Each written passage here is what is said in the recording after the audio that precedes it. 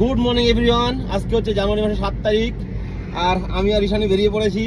এখন যাচ্ছি পেহেলগাম, কারণ আমাদের যে গেস্ট ছিল তারাও পেহেলগাম যাচ্ছে। আর একটা গ্রুপ আমাদের সঙ্গে অ্যাড হয়েছে, তারা মাঝখানে এসে আমাদের কাছ থেকে প্যাকেজ নিয়েছে, মানে তারা নিজেরা এসেছিল।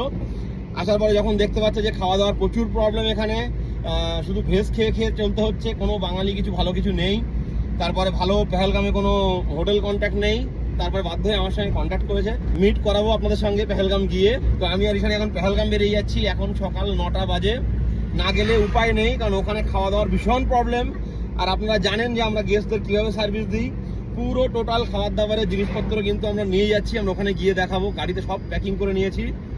তো যাই হোক, দুটো গ্রুপ আমাদের সঙ্গে এখন পেহেলগাম যাচ্ছে। ওদের জন্য গাড়ি আছে আলাদা আলাদা, ও আলাদা আলাদা গাড়িতে চলে যাবে। আর আমরা এই থেকে বেরিয়ে যাচ্ছি। যাওয়ার কথা ছিল 7টার সময়, কিন্তু উঠতে উঠতেই 8:30 -4 টেম্পারেচার আমাদের এখানে সকালবেলা। -4 ডিগ্রি হলেও গরমের থেকে অনেক শান্তি, তাই না? আর পুরো চকচকে রোদ বেরিয়ে গেছে, একদম পাহাড়ের মাথাগুলো বরফ আছে, দুর্দান্ত লাগছে যেতে। দেখুন পাহাড়ের ওয়েদার কেন কিছু বলা যায় না। জাস্ট একটু আগে ভিডিও বানাচ্ছিলাম যে কনকনে রোদ উঠে গেছে, সুন্দর আমরা যাচ্ছি, একদম কুয়াশা সবকিছু ঢেকে গেছে। মানে সত্যি পাহাড়ের ওয়েদার কিচ্ছু বলার নেই, যে কোনো মুহূর্তে চেঞ্জ হতে পারে। 9:40 কনকনে রোদ বেরিয়ে আবার সবকিছু কুয়াশায় ঢেকে গেল। এখন লাইট জ্বালাতে হচ্ছে, গাড়ির ইন্ডিকেটার জ্বালাতে হচ্ছে। ভেবেছিলাম যে তাড়াতাড়ি যাবো, কি আর করা যাবে, এখন সিচুয়েশনের সঙ্গে ম্যাচ করে যেতে হবে। দেখা যাক পেহেলগামে গিয়ে কি ওয়েদার পাই আমরা।